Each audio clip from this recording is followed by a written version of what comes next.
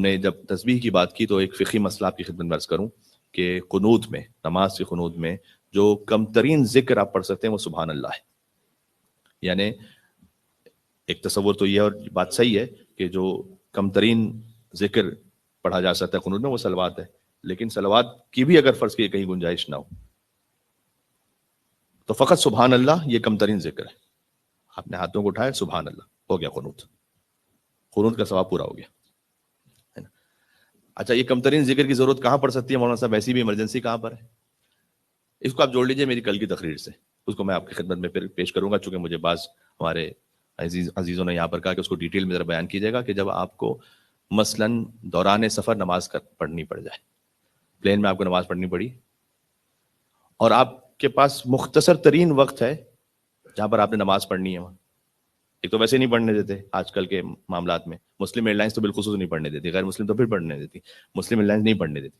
تو اگر آپ کے پاس کہیں وقت ملا ہے، آپ کے پاس اتنا شارٹ وقت ہے کہ آپ کو مختصر ترین نماز پڑھنی ہے تاکہ دوسرے ڈسٹرب بھی نہ ہو اور آپ کی نماز بھی ہو جائے، اور وہاں پر واجب ہو جاتا ہے کہ مختصر ترین نماز پڑھیں آپ تاکہ نماز صحیح طرح سے ہو جائے، واجب ہو جاتا ہے وہ.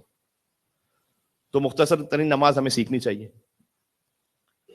فجر کی جو 2 رکعت نماز ہے وہ اگر مختصر ترین آپ پڑھیں تو تقریباً آپ 1 منٹ میں پڑھ سکتے ہیں، 1.5 منٹ.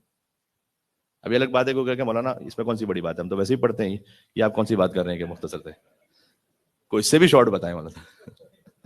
یہ تو ویسے 1 منٹ میں پڑھ لیتے ہیں. تو وہ اب ہر ایک کا اپنا اپنا، کوئی پروفیشنل نمازی بھی ہوتے ہیں جو اپنے خاص انداز سے پڑھتے ہیں نا، جو 1 سے 1.5 منٹ میں پوری کرتے ہیں. بہرحال تو مختصر ترین نماز میں کیا ہے، اس میں تو خیر قنوت پورا ہی چھوڑا جا سکتا ہے، قنوت تو خیر ہے ہی مستحب، لیکن اگر آپ پھر بھی آپ کے پاس موقع ہے اور آپ مختصر قنوت پڑھنا چاہ رہے ہیں، آپ سبحان اللہ پڑھیں. باقی آپ مختصر ترین نماز میں ظاہر ہے کہ سارے درود سوائے تشہد کے درود کے سارے درود مستحب ہیں. ذکر سجدہ میں خالی سبحان اللہ سبحان اللہ سبحان اللہ یہ کہنا کافی ہے. ذکر رکوع میں خالی سبحان اللہ سبحان اللہ سبحان اللہ یہ کہنا کافی ہے. صلوات آگے مستحب ہے، سمع اللہ لمن حمدہ مستحب ہے، استغفر اللہ ربی واتوب الیہ دونوں سجدوں کے درمیان مستحب ہے. ساری تکبیریں مستحب ہیں سوائے پہلی تکبیر کے، تکبیرۃ الاحرام کے علاوہ ساری تکبیریں مستحب، آخری 3 تکبیریں بھی مستحب ہیں. تشہد کے بعد جو سلام اس میں تقریباً مستحب ہے سوائے ایک سلام کے، اشہد ان لا الہ الا اللہ وحدہ لا شریک لہ واشہد ان محمدا عبدہ ورسولہ اللہم صلی علی محمد وآل محمد السلام علیکم، یہ ہے واجب، ختم. السلام علیکم ایھا النبی ورحمۃ اللہ وبرکاتہ یہ مستحب ہے. السلام علینا وعلی عباد اللہ الصالحین مستحب ہے. السلام علیکم کے ساتھ ورحمۃ اللہ وبرکاتہ کہنا یہ مستحب ہے. ابھی اس لیے بتایا جا رہا ہے کہ کبھی آپ کو ایسی سچویشن میں نماز پڑھنی پڑے، کوئی روٹین ہی نہ بنا لے کوئی کلپ بنا کے. خاص طور پر جوان ہوتے ہیں وہ کہ مولانا صاحب اوہ یہ تو آپ نے اتنی فری سٹائل نماز بتائی ہے کہ فوراً سے بس ہم نے نماز، تو یہ معمول اس کو نہ بنائیں، لیکن یہ پتہ ہونا چاہیے آپ کو ایسی ضرورت کے موقع پر.